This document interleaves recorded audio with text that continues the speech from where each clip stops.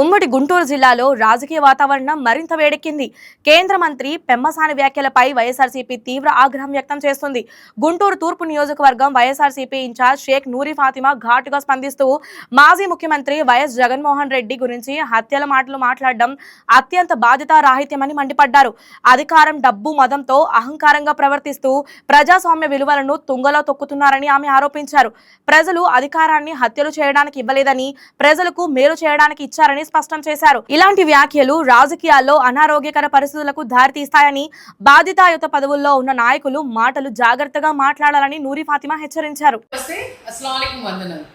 ఈ రోజు BR stadium development కోసం శంకుస్థాపనకి పెమ్మసాని గారు, కేంద్ర మంత్రి గారు డబ్బు మతంతో, అహంకారంతో ఆయన ఈ రోజు వ్యాఖ్యలు చేశారు. మొన్న చూస్తే మరి సినిమా చూపిస్తానంటున్నారు, ఈ రోజు జగన్ని చంపుతారంటున్నారు. ఏంటి వ్యాఖ్యలు? ఒక చదువుకున్న వ్యక్తిగా మీరు ఇలాంటి వ్యాఖ్యలు ఇచ్చి ఏం సంకేతిస్తున్నారు నాకు అర్థం కావట్లేదు.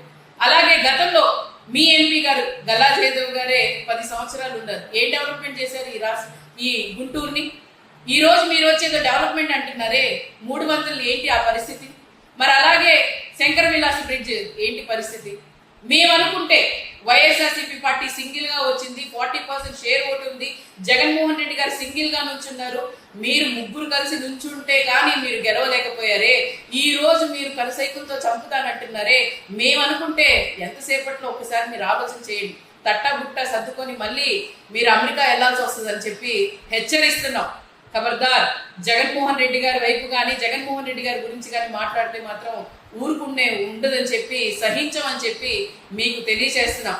అలాగే ఏదో డెవలప్మెంట్ చేస్తారంటున్నారు కదా, చేసి చూపించండి.